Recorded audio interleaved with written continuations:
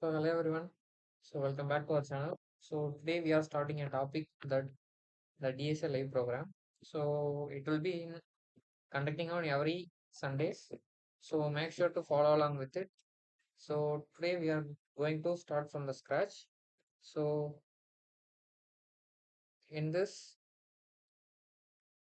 make sure to show up in literally every coding interview so that we are going to solve every problem that are coming up in the interviews. So you can also solve the problems with every contest, which is basically the array problems. We'll start from it.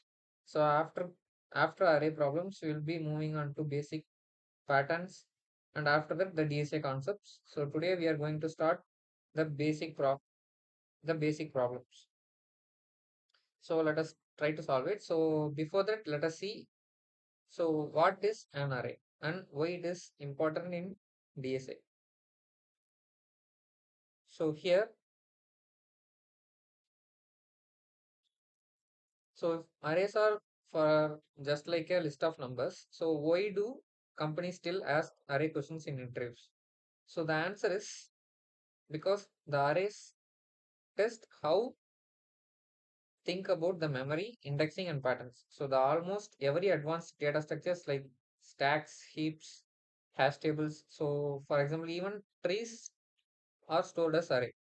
So it is stored as inbuilt. So top of this foundation. So if your array fundamentals are weak, so everything after gets will be harder. So let us see the basic core concepts. So what is an array really? So array is nothing but a continuous memory block. So with a fixed size. For example, in Java and C++, the same data type. So in this entire program, I'm going to code in C++. So make sure that if you are not easy with C++, the syntax is same as for Java. So let us go on the pseudocode. After that, will be solved using C++. You can solve using Java or C++ or your own language. So here, let us see the basic structure. So the array will be look like this. For example, if we declare any array with the size of 5, so I'll give the value as 0 initially. So this is an array structure. So in this structure, the data will be stored. So this is a continuous block of memory with a fixed size. So here for in C++, if you try to access a data using, for example, the array name with the square bracket within it, you will use index value. So it is nothing but the pointer arithmetic. In Java, arrays are objects on the heap with dot and field, but in C++, it is stored in a pointer method. So Java doesn't have pointers, but C++ and C have pointers. So let us see the basic time complexities of the operations of array. So if you try to access any data using the index, for example, let us take a sample array with the size of 5 with 1, 2, 3, 4, and 5. So this is the array structure. 1, 2, 3, 4, 5 are the values. So the index will be starts from 0, 1, 2, 3, 4. So this is the indexes. It starts from 0 and ends the size -1. So if you want to access any data here, you can use the index value. So let us name this array as ARR. That is the array name. So if you access array of 0, you will get the value 1. So the 0th index value, that is 1, will be given. So this is the accessing by index. So the time complexity is big O of 1, which is constant time. So the next one is searching operation. So basically for searching, you will be taking the big O of n, that is the number of elements. So if you are searching in a sorted array, it will be a log n for the worst case. Let us see the basic insert and delete operations. So for insert and delete at the end, so this last one, we can directly choose the size -1. So which is which will take the time of constant time big O of 1. So, but for the start and middle, for the worst case, it may take big O of n, which is the length of the table. So I'll let you know if you want any clearer PDF about this, just comment it. Will be put in the description or in the next slide. So let us see the basic problem solving framework for this. So there are main 4 steps before jumping into the problems. So make sure to repeat it for every problem so it will be stick with to it. So the first one is understand. So first restate the problem. So ask about the edge cases. For example, any empty array or duplicates for negative numbers. So these are the edge cases which will cause to make your problem give wrong inputs, wrong outputs for the these kind of cases. These are called edge cases. So first try to restate the problem. So the next one is brute force. So for example, brute force is nothing but you will be manually push forward without any optimal approach. So for example, we say big O of n squared solution. So even if the code, even if you won't code it, so first try to imagine it the way of brute force. The next, after finding the brute force solution, try to optimize it. So look for patterns like can I sort it or using any 2 points method or use any hash map or any prefix sum methods to optimize the solution. So after optimizing, we can code and dry run. Finally, trace with the smaller example before trusting it. So let us get into the problem so we can solve it. So in this DSA live sessions will be full of problem solving. So let us go on to it. So I'm going to use C line, which will I am coding in C++. So here, so the first problem is find the maximum and minimum element in an array. So the problem statement is they are given an array. We have to find the maximum element and the minimum element in the single pass. So the complexity should be in big O of n. In a single pass tracking, so there is no need to sorting. So the sorting is for the worst case, it will be in n log n for the optimized way, so which is wasteful. So let us try to solve it.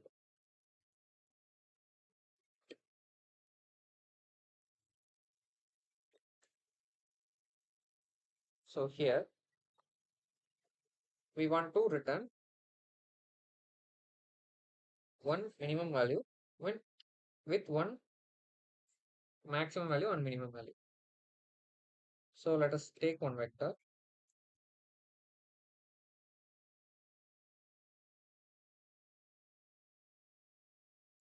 So let us name it as ARR and initialize with the value of 0.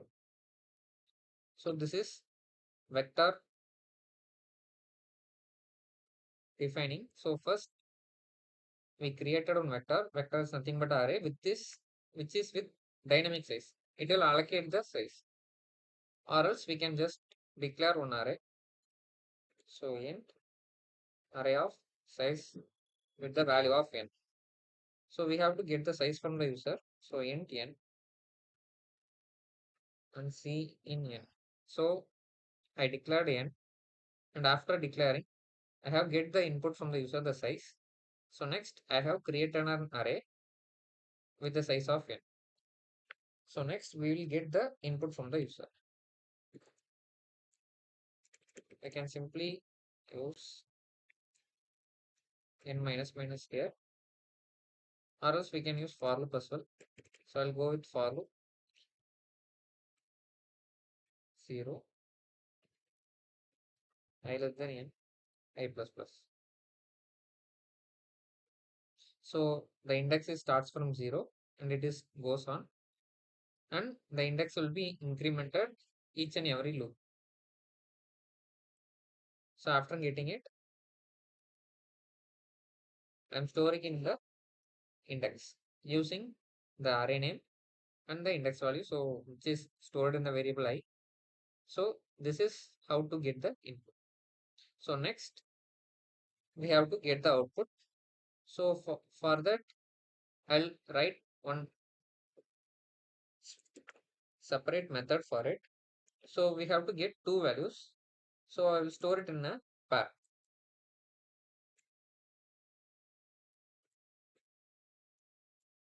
So I want two values.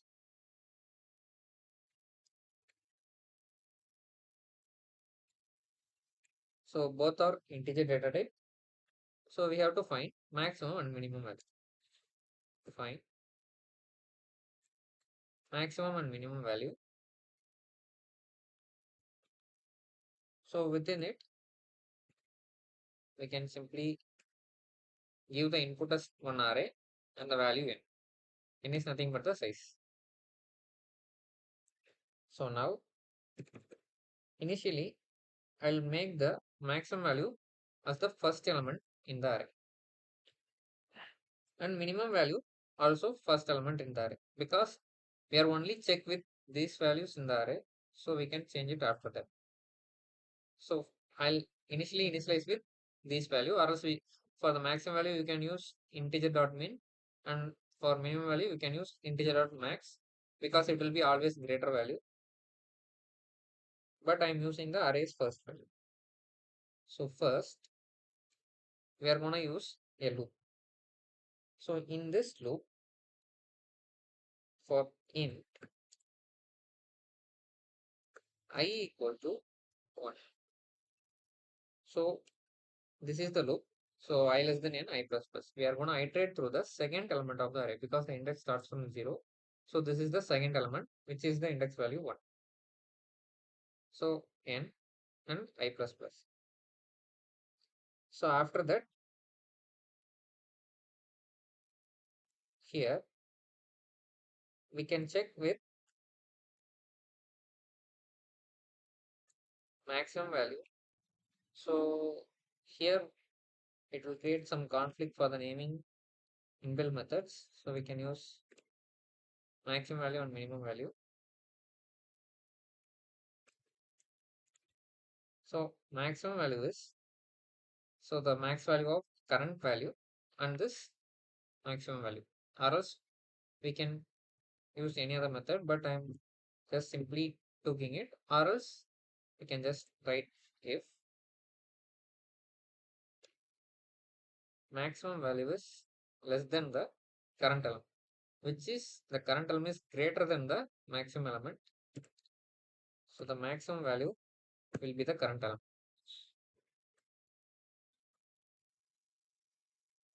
or else if, or else we can just say if, because else if will only handle if this case fails, but we have to also check the minimum value. So minimum, if minimum value is greater than the current element, or else we can say the current element is less than the stored minimum value. So minimum value will be replaced with the current element, which is array of value. Or else we can use the inbuilt methods max of min of value. So after completing this for loop, we can return maximum value and minimum value. The main function we just need to print it. Cout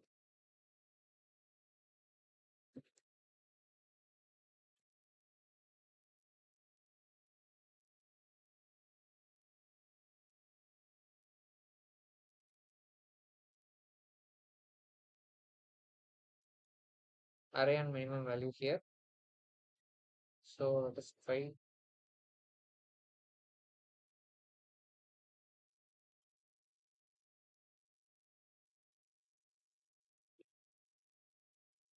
So for getting it as a pair value, it is showing the error. We can use dot first and dot second method. So let us try to run it. So first let us see the how it works. So first the function takes the array as the reference or the direct array value. So we are given direct array and the value of integer n. So the next one is we have to seed both maximum value and minimum value. So for that we have initialized the value with the array of 0. So the initial value. So the first step is creating a new function. So here let me make it clear. First give it as input value integer. So first we'll only return maximum value. Just give it as max, and we don't need this min value. So this is for maximum. We are returning maximum value.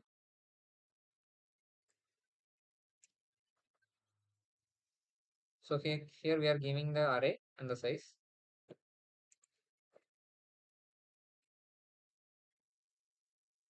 So let us first check first the array size, which is 5, 7, 8, 34, 32.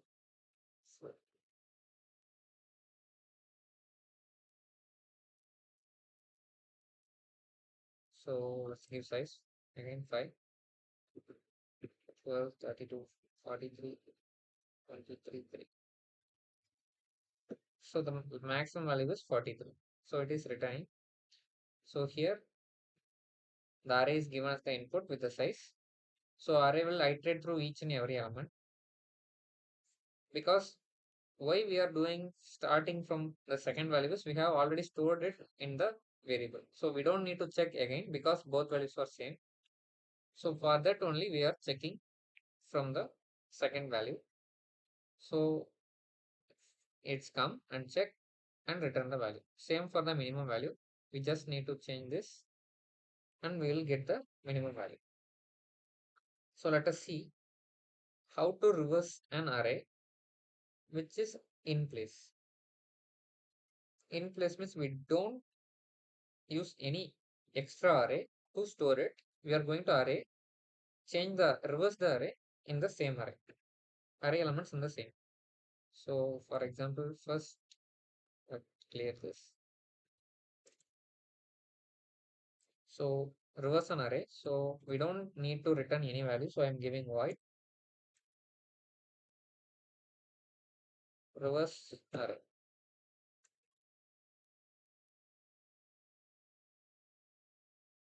So I'm using vector here, or else if you want you can use array, but I'm using vector, so it is same, but it is dynamic. So initially for reversing array, let us see the basic size of the array. 5. So let us take 5 elements like 1, 2, 3, 4, 5. So this is the problem that we are going to face is we want the output of 5, 4, 3, 2 and 1. So this is the given input. We need output like this. So this is the basic problem here. So here let us think about the first problem. That is the first element is becoming the first element is becoming the last element, and the last element is becoming the first element, and the second element is becoming the second last element, and the second last element is becoming the second element, and third element is still there because it's in the middle value. So as you can see any pattern here, so like it goes to here, and this 2 goes to here, and 3 goes to here, and 4 goes to here, and 5 goes to here. So as you can see that we can say this two values are being swapped. So for example, so this is the output. So if we try to swap these two values, the first and last value, these two value, we can reverse the array. So in the first iteration, we just swap these two elements. So 5, 2, 2 and 3 will be there, and 4 will be there. So we have swapped this 5 with this one. So 5 and 1 are being swapped. Next, the next value is we have to swap 2 and 4.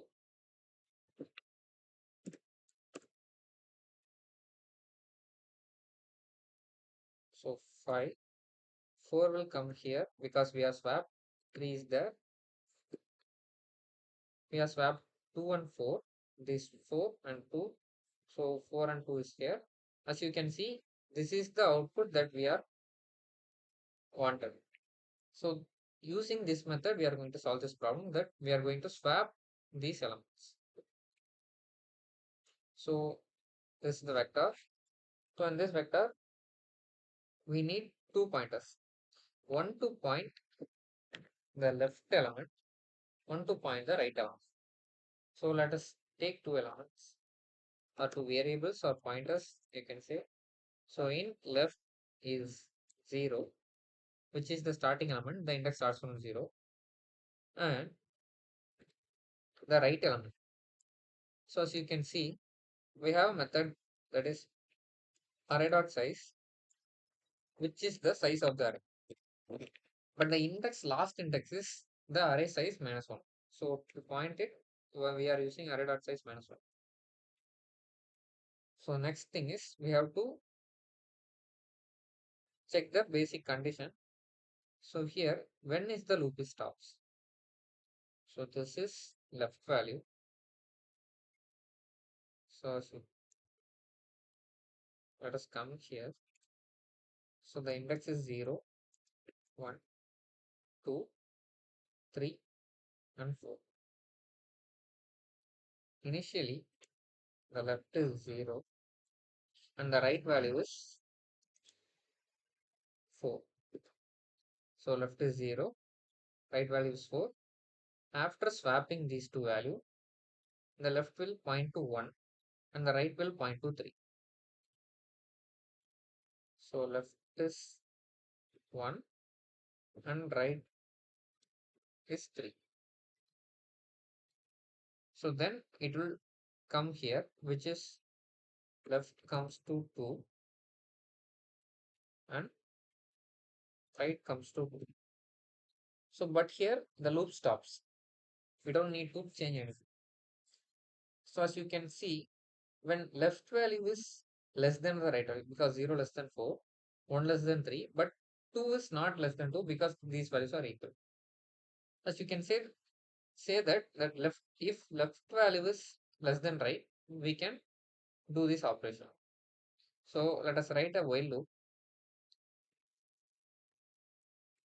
While left value is less than the right value.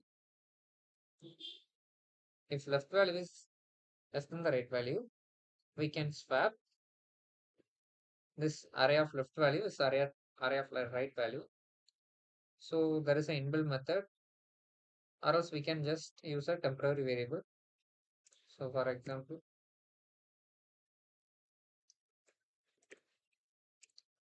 here, before that, let us comment this line.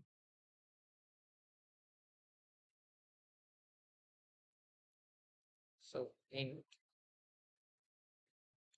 the temporary variable, we can store this any one value. After storing it, we can store the right value in this value because it is stored in there, so we can get whenever we want.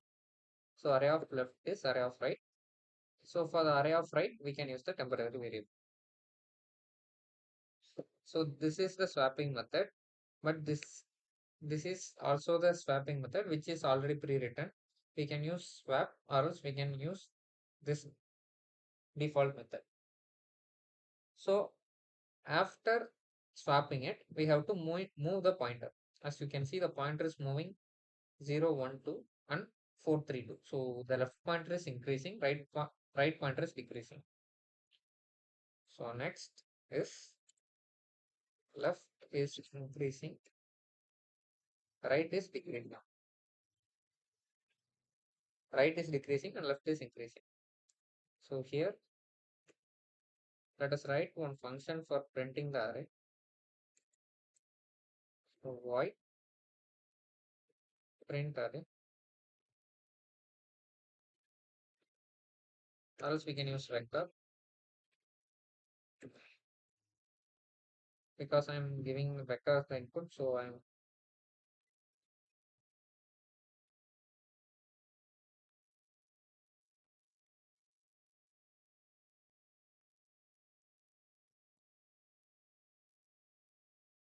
So next let us call the reverse array. Before that we can print the current array. So print array,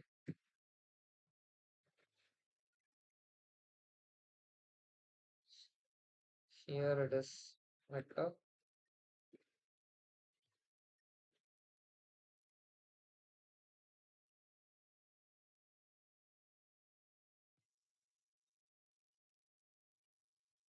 So we are printing the array and we are reversing the array, again printing the array. So reverse array, again print array. First we'll print the array without reversing and reverse the array and print the array again. So let us run it.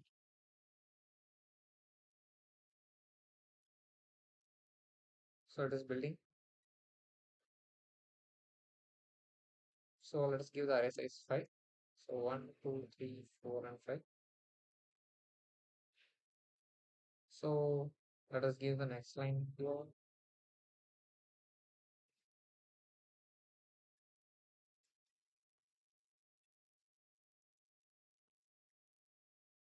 So now again let us run it, because it is giving in the same line. We didn't give next line here. So 5, 1, 2, 3, 4 and 5. So this is the given value, that is the array. After reversing it, it will become 5, 4, 3, 2, 1. As you can see, the desired output is come.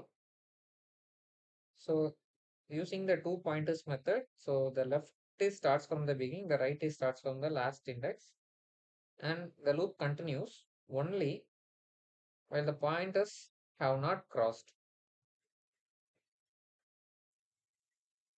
Let us come here. So this is the method. If it is crossed, everything will not be swapped. Until then, everything will be swapped. So here it is swap method, or else we can use temporary variable. Here I am used temporary variable. As you can see, you can use this method or else this method as well. After that, we have to move both pointers. So left is increasing and right is decreasing. This is how we are reversing an array in an optimal way. So the next problem is we have to check if array is sorted or not. So as you can see, let us imagine an array with the values of these values. As you can see, this array is sorted in ascending order with 1, 2, 3, 4, 5. So if I give any values smaller than this value, right side this, we can say this array is not sorted. So we are going to write a program to check if array is sorted or not. So the problem determines whether the array is sorted in a non-decreasing order. It's only checks for the ascending order, which is not decreasing order. So let us write it. So here we just need to get the output as if it is true or false. If it is sorted, it is true or else false. So we can use boolean is sorted. So again take a vector which is an array. in dynamic size. So here, as you can see, this element is less than this element. So the second element is less than the third element, and this third element is less than the fourth element, and fourth element is less than the fifth element, and fifth element is greater than the sixth element. As you can see, if the value, that means this is the current value, or else we can take this is the current value and this is the before value. This is current value, this is before value. If the current value is less than the before value, we have to say it is not sorted. We don't need to check everything is sorted. We have to only check if it is not sorted, or else we can finally return it is sorted. So here we are starting from the second element and check with the previous element. So for that, for in I is 1, I less than array dot size and I plus plus. We'll iterate through the array if my array element of current element, that is the second element, which is the index value starts from 1, if it is less than the previous value. So as you can see, this is the current element. If this value is less than the previous value, if the current value is less than the previous value, we have to return false. Finally, after coming through all loop, we can say it is sorted and return true. So let us see one more time. So this is a, let us see through this program line by line. So here it returns a Boolean value. So it starts comparing from the index 1. As you can see, it is in the index 1 against the previous element. So I minus 1 is the I minus 1. So 1 minus 1 will become 0. So that's why we have to take from the second value, that is I is 1. So after that, if the current element is smaller than the previous one, the order is broken. So we can stop immediately there itself. So the yearly exist will be saves the time. So there is no need to check the rest. So here the last element is misordered. But here let us take 4. The order is broken here itself. So there is no need to check the next order. So that's why we can there itself break it and exits with the save times. So we finish the loop without returning false. So if we finish the loop without returning this false, so we can say every element is greater than the previous element. So which is the element is already sorted. So it may be also equal value. It is fails only if the previous value is greater than the current value.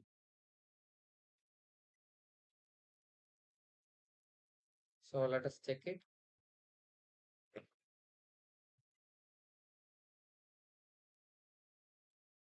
So if this sorted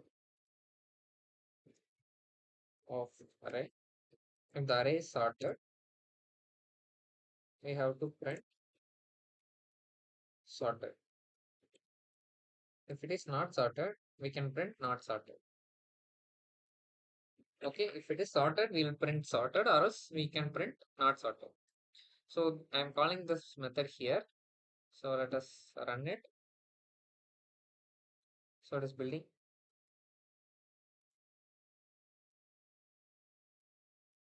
So let us give 5. So 1, 2, 3, 4, and 5. So I am giving 5 values. So it says it is sorted. So let us rerun it and give again 5 element. Here 1, 2, 4, 3, and 5. So it says not sorted because the 4 is not sub. The 4 is the value which is greater than the next value 3. So for example, we can simply debug it. So let us point here.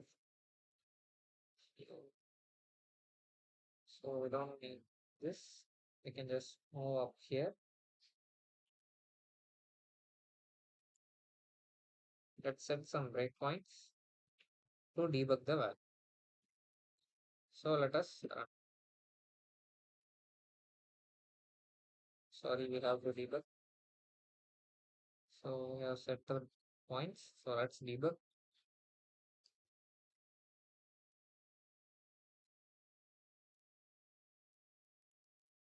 So console will give the value of 1, 2, 4, 3, and 5.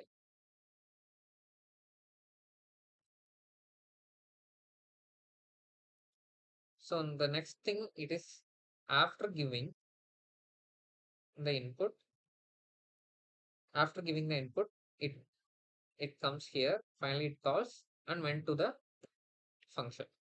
So it is currently in this line. So the loop. So where the array length is 5 and the capacity is also 5. So the value we are given, the capacity is how much it can hold. So let us go next step. So here, as you can see, the I value is 1. When I is 1, let's go the previous step. So here,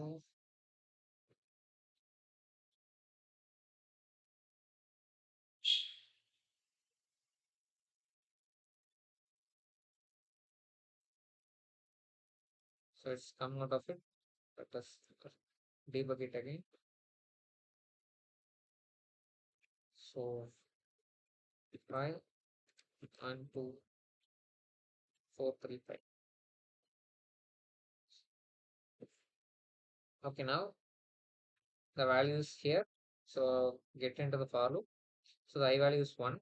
So which refers to the value that we are given. So memory, the console, which is 2. So let's check if 2 is, I am checking here if 2 is less than 1. No, it's not. So it will get into the next one, which is I is 2. So which is I is 2. So again, we'll check here if 4 is less than 2. So which will become true. Then get out of the loop, will return the false. So if false, if false is a false condition, which will go to the else case, and finally print not sorted here. So this is how it works. So let us complete it. So this is the inbuilt. So memory allocation, those things. So we don't need it. We can just stop it here.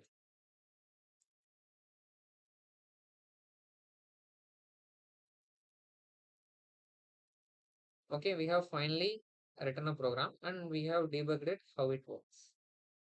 So just unmark it.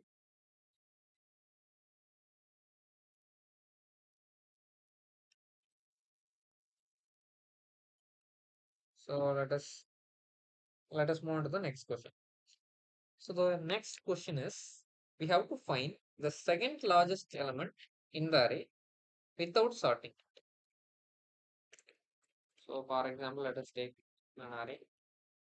So this is the array with the values of 1, 2, 3, 4, 5. So the largest element is 5. And the second largest element is 4, which is greater than all other elements except the largest element 5. So how can we do that? So as you can see, I have already set the condition here. This number, which should be less than the largest number and greater than the all other number. That is the second largest number. So we have to find two numbers, which is the first largest number and the second largest number. Finally, we should simply print the second largest number. Okay, that that is how we are going to do it. So here, so let us write one more function. So in second largest function, so we are giving an input of vector with the reference of the value, which is, if you give the reference to this array, we can directly access the data and modify it.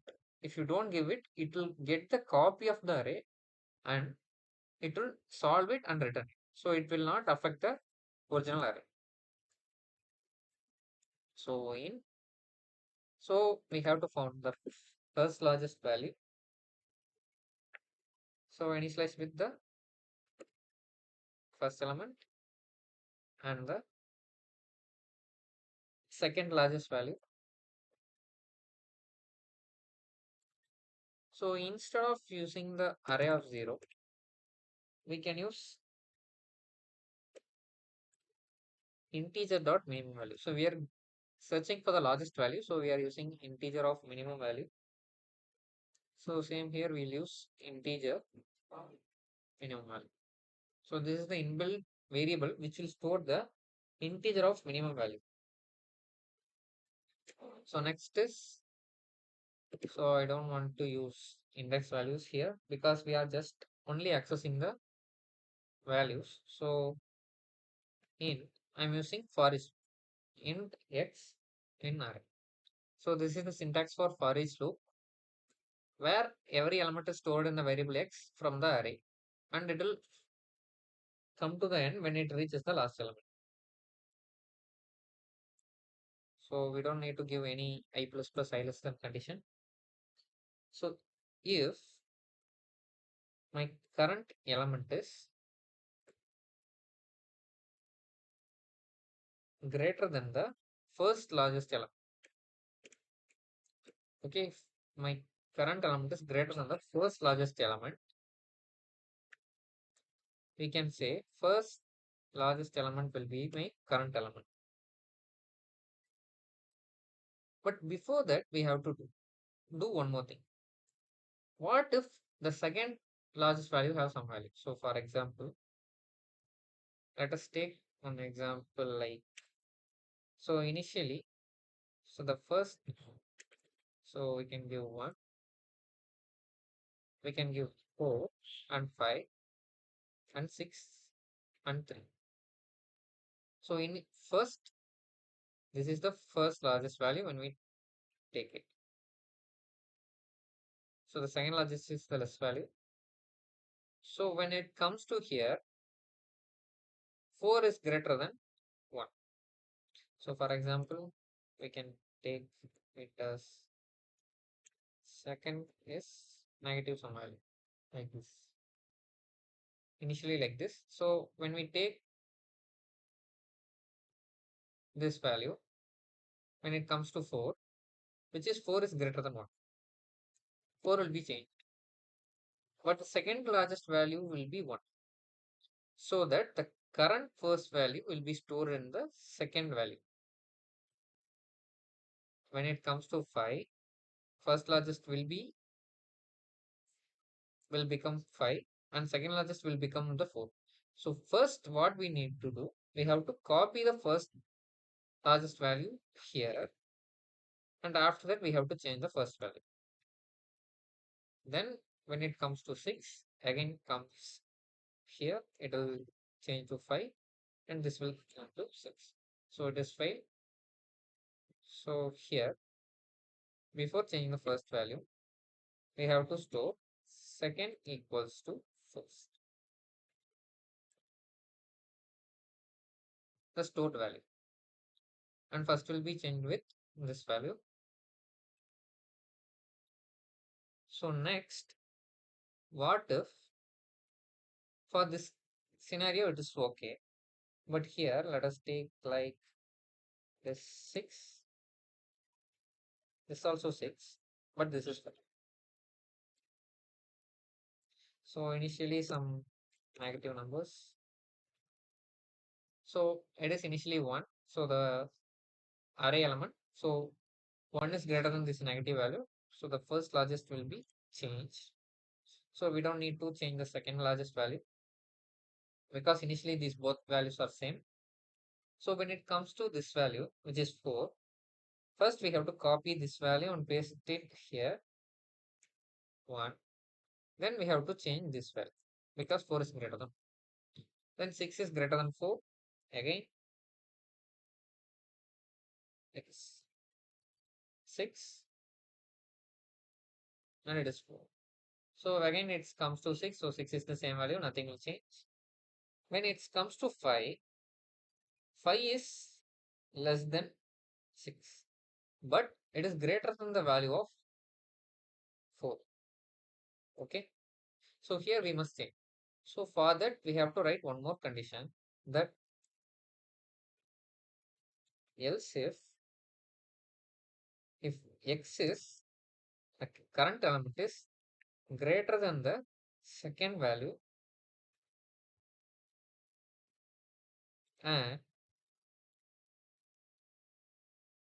x is not equals to first value. It should not be the same value. So for that purpose only we are using this.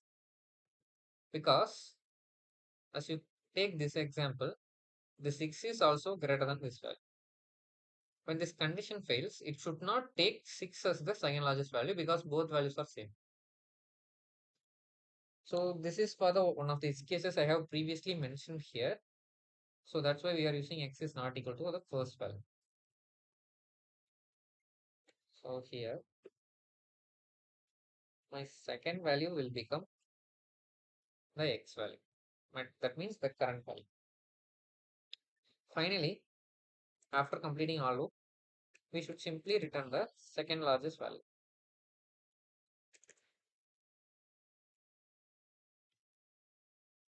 So here,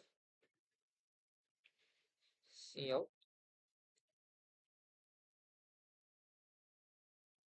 second largest value in the array.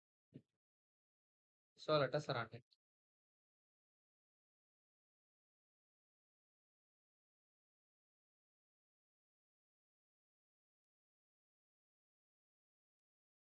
5, the number of elements is 5. So 11, 43, 42, 55, and 43.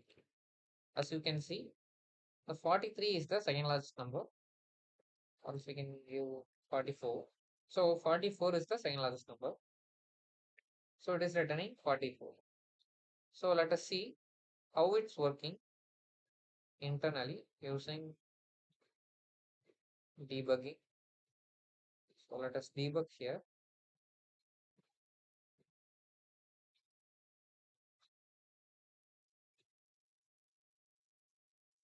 So let us give the same values 5. So the inputs are 11, 43, 23, 44, and 50. Or else we can also give the previous value that's we are given here.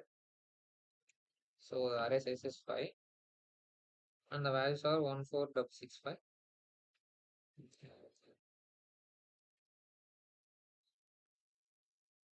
So it's get into the function and let's see the console here. So see here, it is initialized. The both values are being initialized. Next, getting into the for loop. So as you can see, initially this is the value for the first this variable, first largest element and second largest element. So the initial value, that is the x is 5.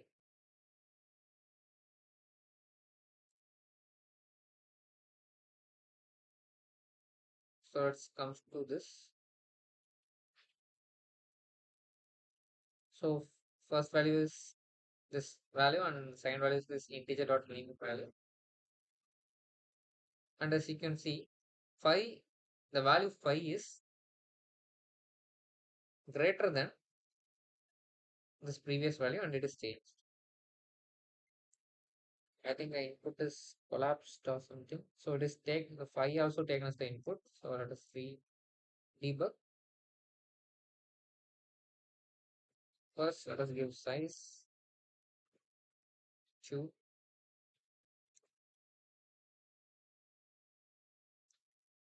So it is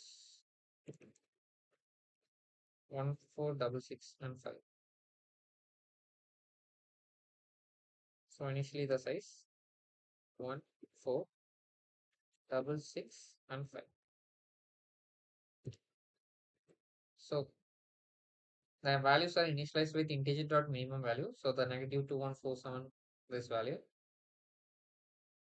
Then initially the value is 1. As you can see, the first value that is 1.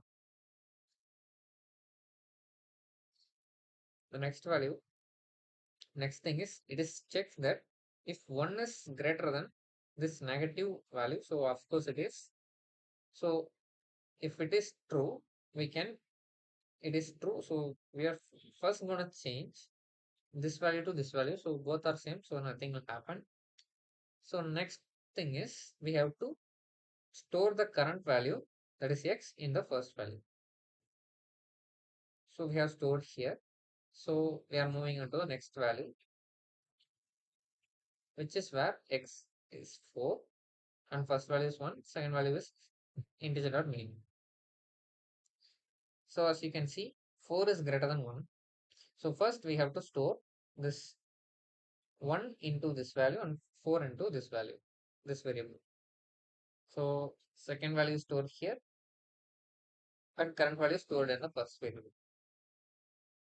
Again, we are moving on to the next step, which is x equal to 6.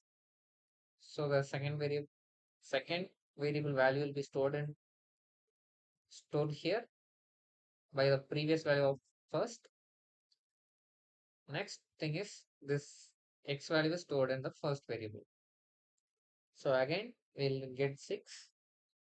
So 6 is not greater than 6. So it will fail and go to the else if condition. So as you can see, 6 is greater than 4. So 6 is greater than 4 and 6 is not equals to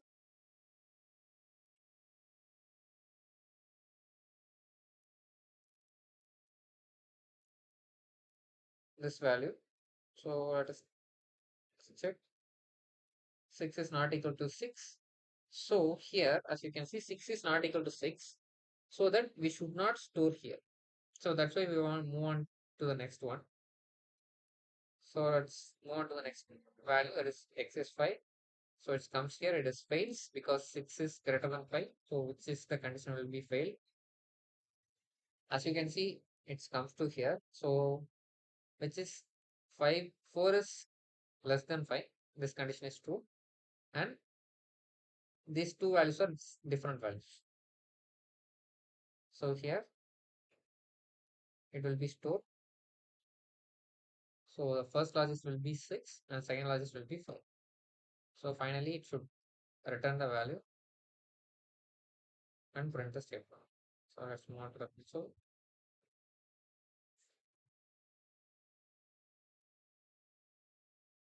So the values will be printed here. So let us print it.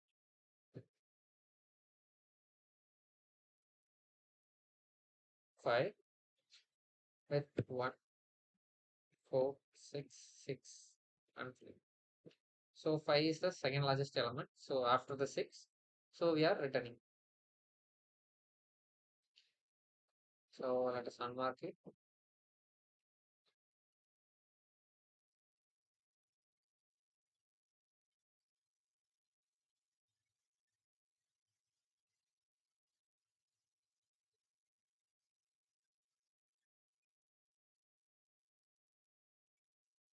So let us move on to the next question. So the next problem is moving all zeros to the end. So this is also one of the problem which is where we can use two pointers.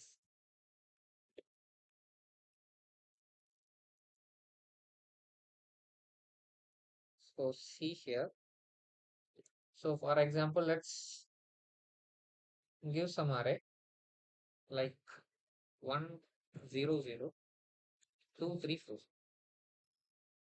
So this is the input. We need the output as 1 2 3 4 0 0. It doesn't mean that we need to sort this array and put other elements in the backward. So the thing here is the input may be like 4 double 0 3 0 1. So as for this input, the output should be 4 3 1 0 0 0. So only 0 should be moved to the end. So let us see how we can do that. We can also use two pointers here.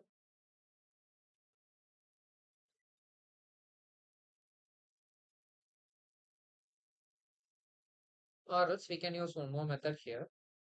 So for the first, if we check any element and if the element is non-zero, we will store here. Again, we'll check and store here. Again, we found one value and store here. And we can simply put 0 for the remaining all elements. If an element is non-zero value, we can put here. This element also we can put here. And this element also put here. So the remaining space will be filled with 0. So let us try it.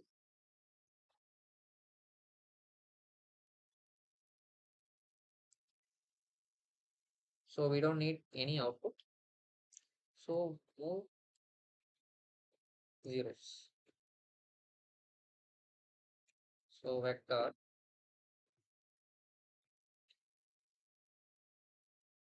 So let us iterate through the first element. So int I is 0, I less than n, and I plus. So there is no n. So array dot size.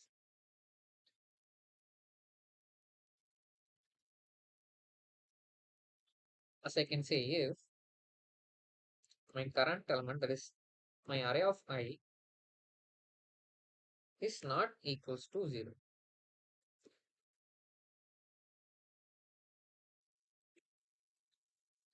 So we need one pointer here to point to the index value.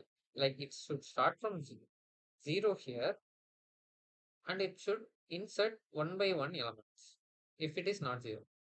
So I can say index is 0, or else we can say as a short form idx, so which means to index.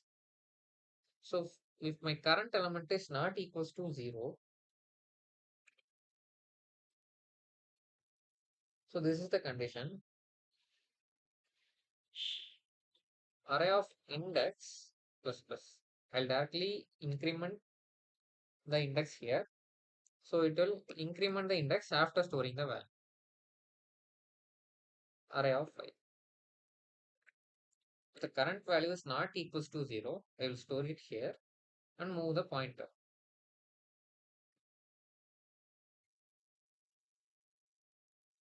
So after here, we need to fill the remaining index. So because first there is 4. So the same array is there. We are not using any different array. So 4 is a non-zero element. So we will replace here. So 0 is there. So we should not replace it because we are only checking for non-zero elements. So there is 0. Move to the next element. So there is 3. So the 3 will be replaced here and 0. So will not do anything and 1. So we'll replace the third element with 1. As you can see, we need to change all other elements to the 0. So because the remaining these digits are still same. So here let us use one more while loop.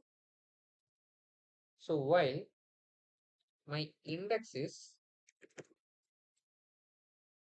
less than the array dot size. So which will be less than the n. So n is refers to the array dot size. Array of, so index plus plus will be initialized with the value of 0. So now after completing this phase, the index will point to the next value. From this value, we have to put the values of 0 here. So it is also replaced with 0 and 0. So now we got the required output. So let us check here. We got the print array statement. So print array of ARR. So next we have to move the zeros. So move zeros.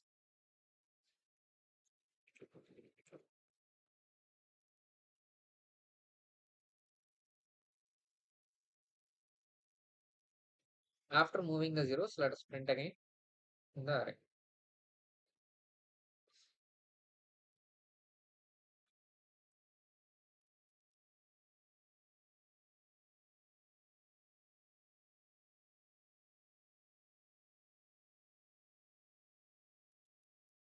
So give 5. So let us see for the same example.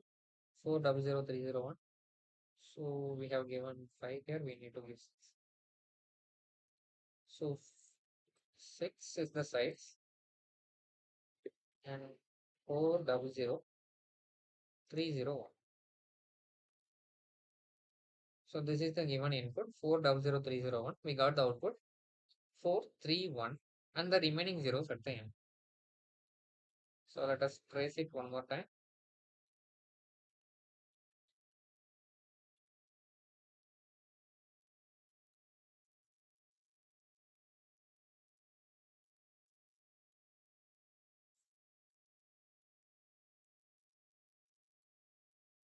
So that's it. Let us debug.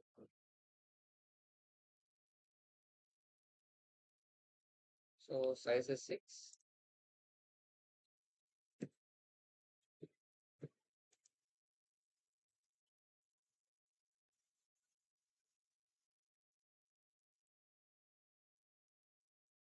So initially the index is 0.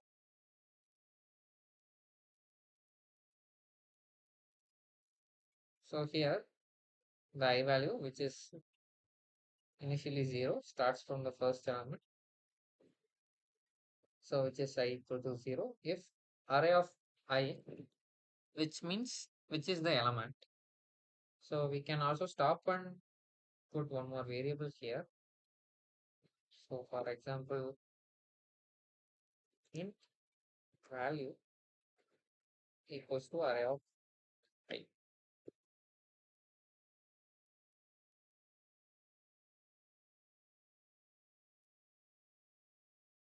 So this should work.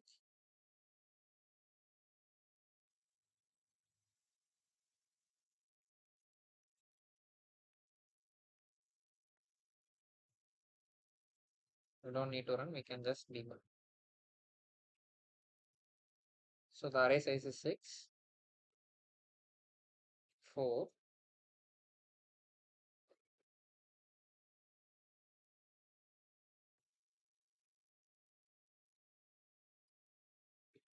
so the initially the index, the current pointer index is 0. I value is also 0. The current value that is pointing to is 4. So then with it passes the condition which is not a 0. So we are going to store it in the first index, that is index of 0, which is stored. We are moving to the next index. Then I is 1. So here the value is 0, which fails the condition. We'll move to the next value. So I is 2. This value is also 0. We'll move to the next value. I is 3.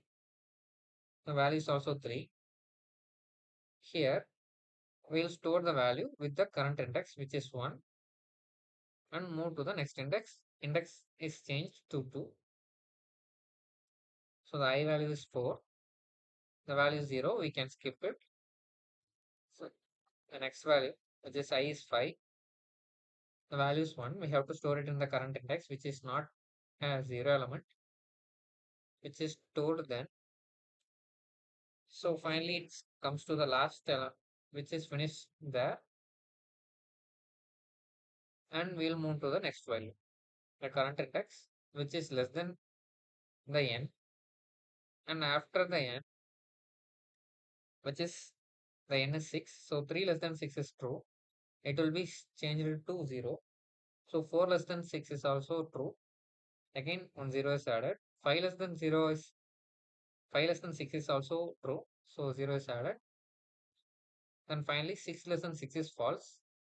It will get out of the function, and the output is printed here.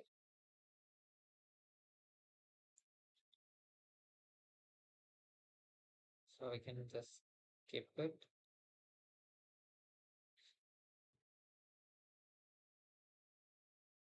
So the output will be printed here. So we have seen about 5 problems here. So let us one more recall it. So find the minimum and maximum, and reversing an array using these 2 pointers. And here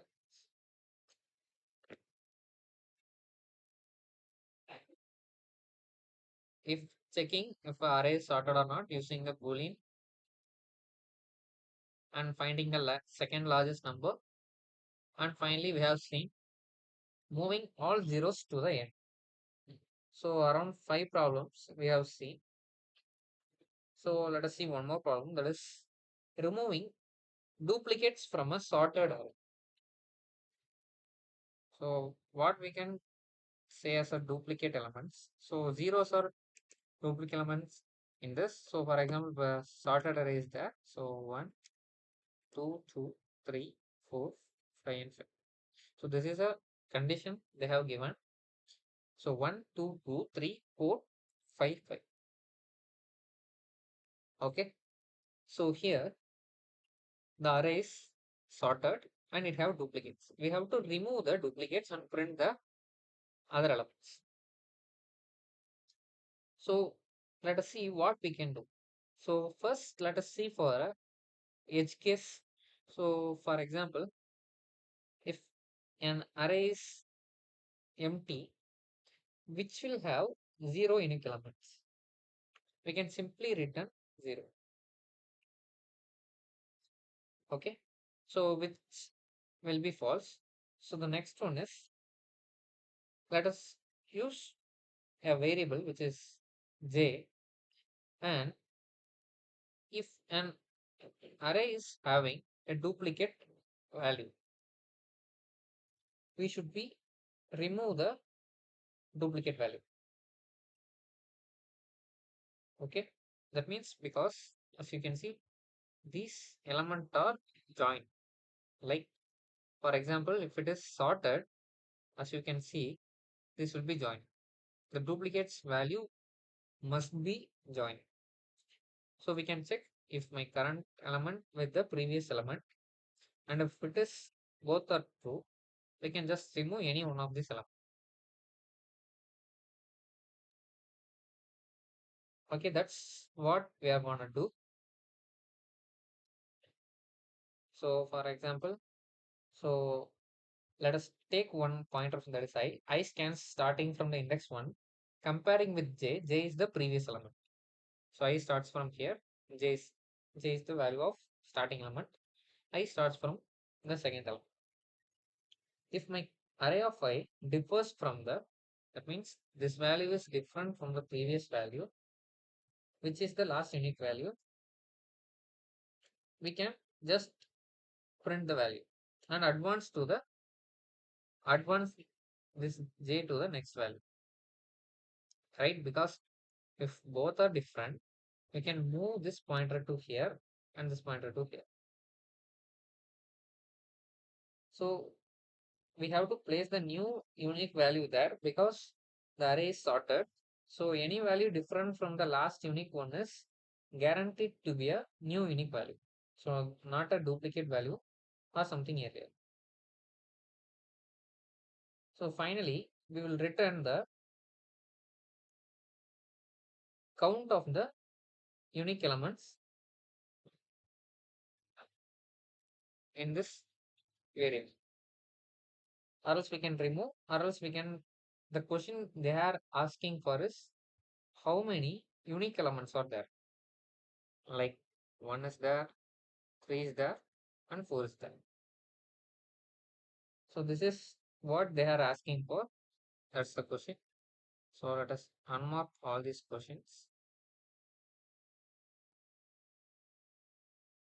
These are breakpoints used for debugging purposes. Let us unmark.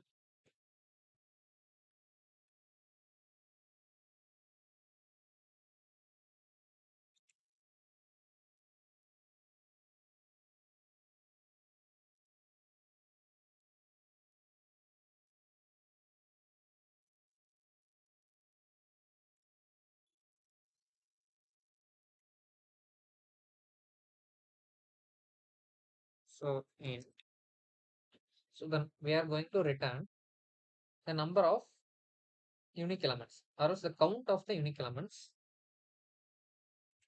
So int name it as remove duplicates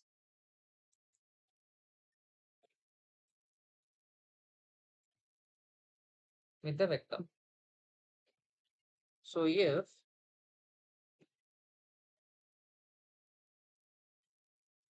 we have a function to check if array dot empty, which is usually used for checking if array doesn't have any value. If it is empty, we can return 0. So int j is 0. So j is the pointer which is used to unique count the unique elements.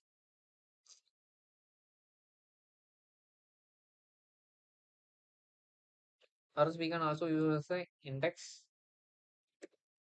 and as well as the count. So for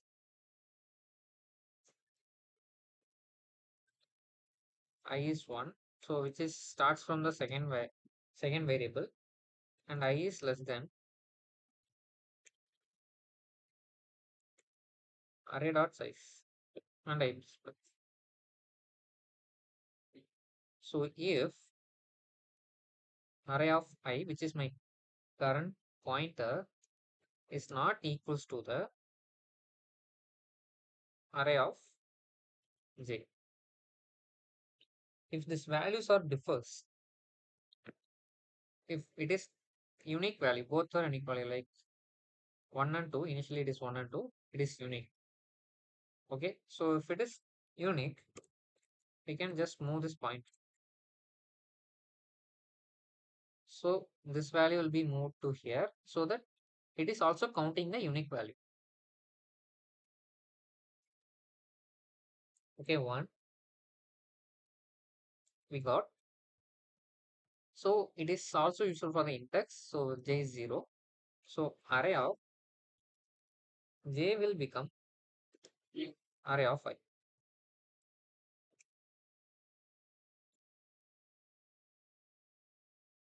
As you can see, array of j will become array of I. So that if my if this element is unique, it will be stored here, or else we can simply move on, and finally we can return the total count. So which is return j plus 1 because it is 0 index, so that will increase by 1 and finally returning.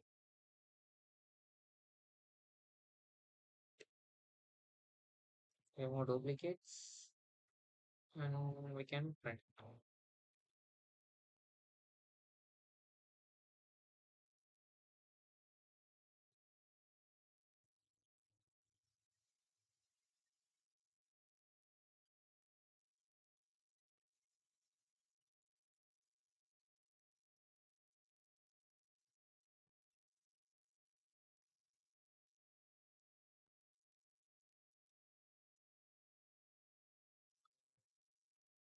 Let us try to run.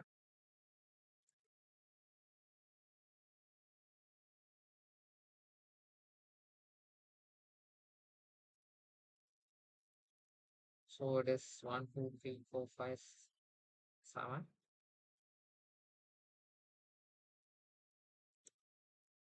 One, two, three. So there are 5 elements are unique. That is 1, 2, 3, 4, and 5. So these elements are unique, and these are the remaining elements. So when it comes to printing the unique elements, what we should do is we have to print up to the count of j. I'm directly calling this print array method so that it is printing the array which is changed. So we have to take the 5 elements which are unique. First 5 elements 1, 2, 3, 4, 5. So these are the unique elements. So this is also returning the number of unique elements without the duplicates. So as you can see, we have seen the basic problems. So one of them is we have used algorithm two pointers method. So using this two pointers method, we can also solve this problem as well, the previous problem. So which is move the zeros. So we are using two entire different loops. In a single loop, we can use that method as well. So as for the example we have previously seen before. So this is the problem. So as for this problem, I can entirely replace this method by using a forward pointer with the backward pointer.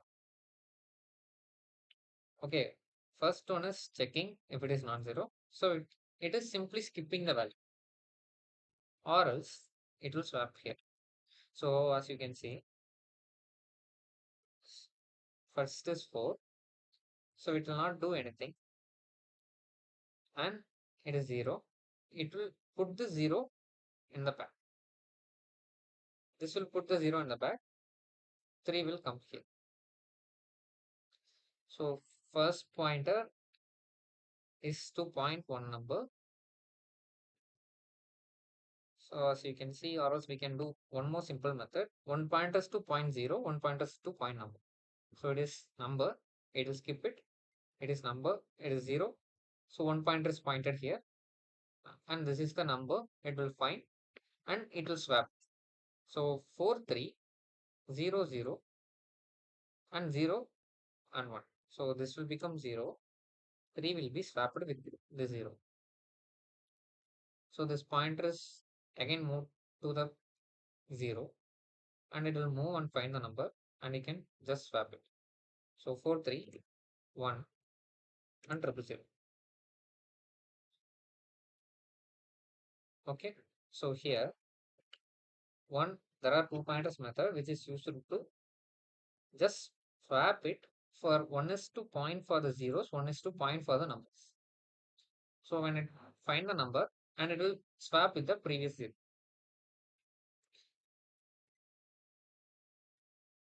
So but when it comes to it, it may cause up to nested loop sometimes. So which will cause big O of n square. So brute force method. So as you can see, it is a lesser complexity method. So as you can see, it is big max to max the worst cases big O of n, because it is only runs with the array of n plus with the array. This will be O of n plus O of number of zeros. So the time complexity for that problem is big O of n plus big O of number of zeros. So which is the operation which is plus, which will not affect this. We can simply say big O of n. So we have seen the basic array and basic problems. So this is how the entire DSA course will be going on. So from this is the core basic. From moving on, we'll be seeing advanced problems and advanced concepts. So max to max, it will be a problematic and practical solving. So there will be not most of theory sessions. So if it is there, which is compulsory, will be taken that as well. So that's all for this today's live. So I hope you have learned something new. So practice consistently. So we'll get, so due to some issues, we can't able to do around 2 to 3 months. We will get to put any live sessions. So from coming onwards, we'll be giving a live session on every Sunday. So make sure to follow it so that you can practice it. And if you have any doubts, ask in the comment sections. We'll rectify it right there. If not possible, we'll be rectify in the next session. So that's all for this live. So see you in the next Sunday, guys.